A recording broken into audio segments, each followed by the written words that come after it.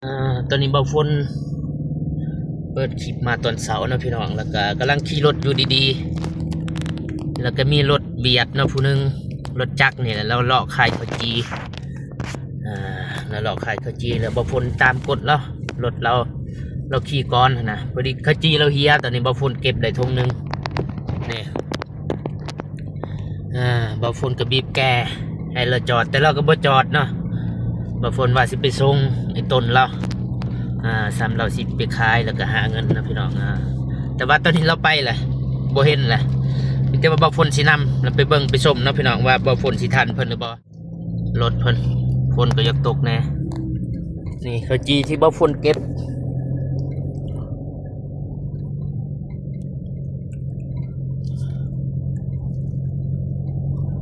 นี่รถ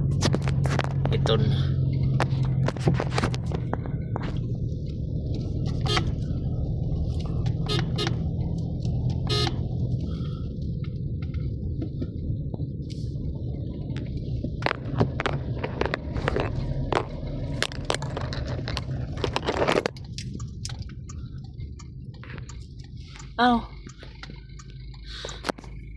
ขี่ไปไหนล่ะ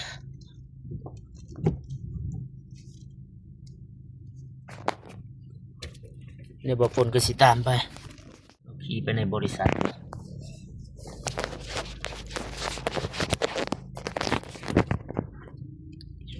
บ่าวฝนก็สิตามไป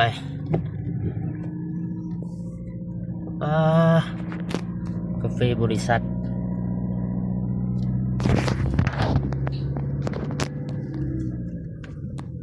คนมาเก็บกาแฟนี่แหละกาแฟบริษัทเปียกใกล้ๆเขตบ้านห้วยดำบ่าวฝนก็สินำเนาะเจ้าของข้าวจีนี่ย่านว่าเพิ่นเดือนหอนอีหยังบ่าวฝนก็บ่ฮู้เนาะย่านว่าเขาฝากซื้ออีนี่นั่นบ่รู้ว่าเพิ่นไปขายบ่รู้ว่าเป็นแม่ครัวอยู่นี่บ่าวฝนก็บ่ฮู้เนาะมีแต่ว่าบ่าวฝนก็สิตามไป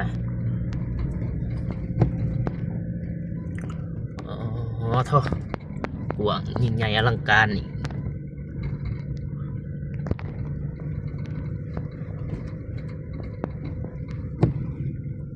แน่บ่าวฝนบ่เห็นเลยเนาะว่าไปทางใดน่าจะไปทางว่าคนงานมานอนเลยพี่น้องมานอนเก็บกาแฟสุกละ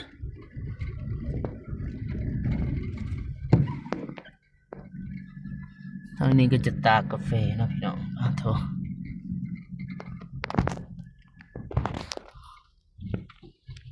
บ่พูดเดอันเด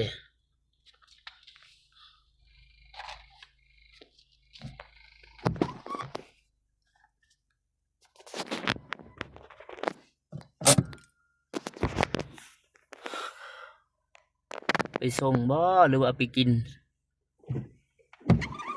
แต่ว่าโอ้กาแฟพี่น้องความบ่กวางอันนี้กำลังกุกาแฟ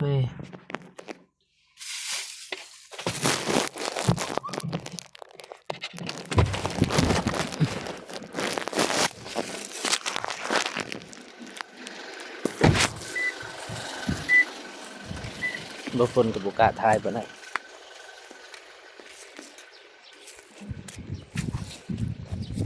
ว่า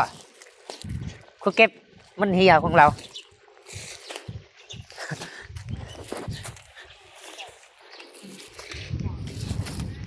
ผู้ใดเห็ดเหี่ยใครขับรถจะกูคิดว่าเรามาขายป่ะมันเหี่ยแถวพ่นคุณบีบแกจะบ่จอด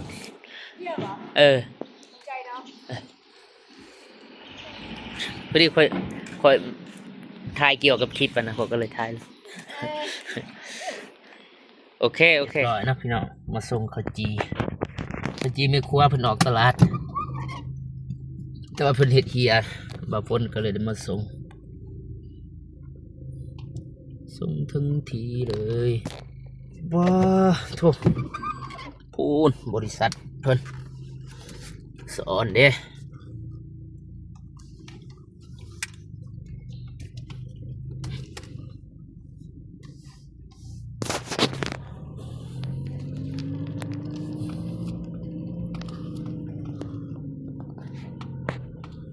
มีแต่คนงานเนาะเดี๋ยวนี้แถวบ้านอื่นเลยมาเก็บกาแฟนี่นี่บนนอนเขาอยู่บนนอนโอ้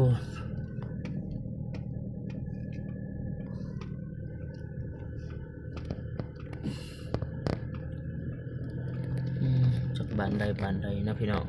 มาโฮมกันอยู่นี่มาโฮมมาหาเงินเพื่อดำรงชีวิตนี่แหละ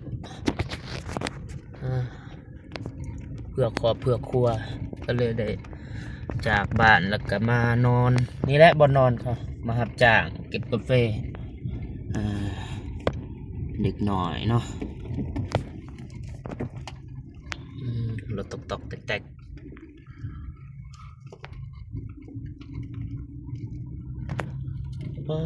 โทษกาแฟของบริษัทเพิ่น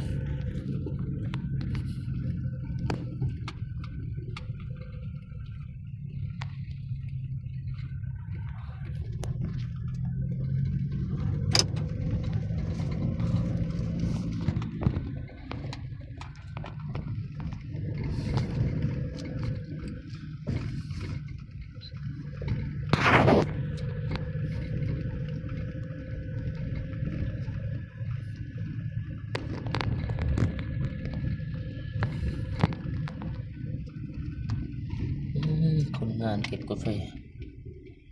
เต็มกำลังไล่เข้ามาอยู่ตอนเสาร์เนาะนี่ตอนเสาร์วันอาทิตย์วันที่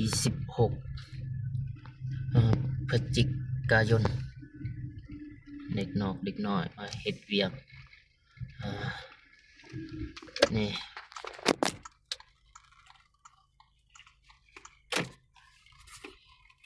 อันนี้ก็จะเข้าไปในเมืองแล้วก็ทางนี้จะเมื่อบ้านเบาฝนเป็น3 แยกน้ำเนาะนี่เมื่อบ้านเบาฝนบ้านนี่ไปพี่น้องเดินทางกลับบ้าน บรรยากาศทางเมืองบ้านเบาฝนหรือบ้านทุ่งวายเมืองทัดแต่งแขวงเสกกองเนาะพี่น้องเส้นทางก็จะประมาณนี้แหละช่วงนี้ก็จะเห็นดอกตะเวนหรือว่าดอกทานตะวันบ่ทางฝั่งไทยเพิ่นเอิ้นสีเหลืองๆนี่แม่นน้ำทีนี้ก็จะเป็นครัวทมิตรหรือว่าครัวที่1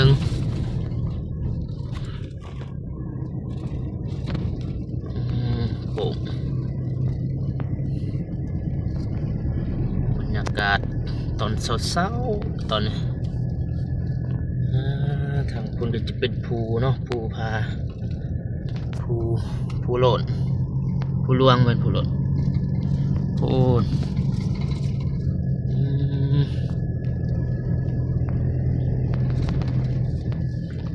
นี่โทษ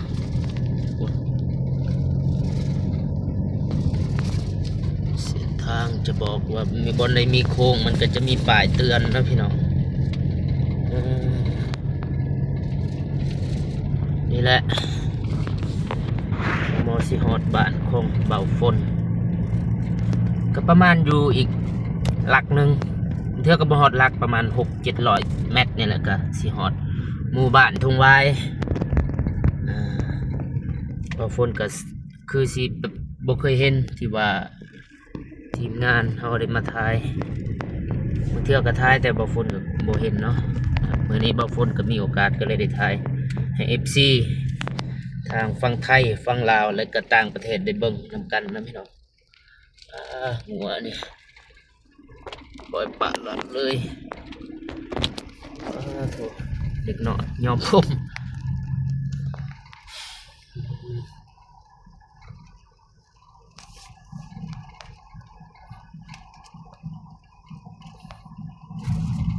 นี่ฮอดแล้วพี่น้องฮอดแล้ แล้วฮอดบ้านทุ่งวายบ้านน้องเดิมบ่แม่นบ้านน้องสาลีน้องฮานหรือว่าเป็นบ้านของเบาฝนเอง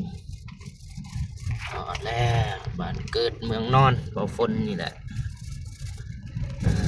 เบาฝนก็เกิดอยู่นี่แหละบ้านเฮาสิทุกข์สิจนสำใดก็คันว่าเทียบก็บ่มีบ้านใดที่ว่ามันสิม่วนส่ำบ้านเฮานะก็คือเพิ่นว่าบ้านเฮาก็ส่ำบ้านเฮามันสิยากลำบากมันก็รู้สึกว่าม่วนคันได้มาบ้านแล้วก็ม่วนมันรู้สึกแถวอื่นไปแล้วมันเจริญอยู่แม่นอยู่แต่ก็บ่ส่ำบ้านเฮาเนาะพี่น้องเอ่อสิมีร้านค้าเนาะหลายๆร้านข้างทางนี่แหละนี่จะเป็นโรงเรียนฮอดครัวที่2แล้วพี่น้องครัวนี่จะเป็นครัวกลางบ้าน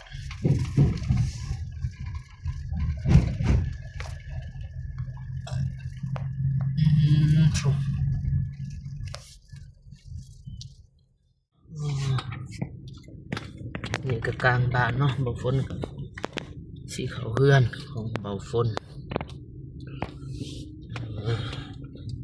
ทางก็จะยากแน่เพราะว่าบ้านเฮือนเบาฝนอยู่ในสุดพุ่นแหละถ่ายสุดต้องได้ผ่านบ้านเฮือนของประชาชนเขตในเขตนอกเนาะพี่น้องบ้านเบาฝนมาฮอดเจ้าถึงแล้วพี่น้องโอ้ยากนี่แหละบ้านเบาฝนโธ่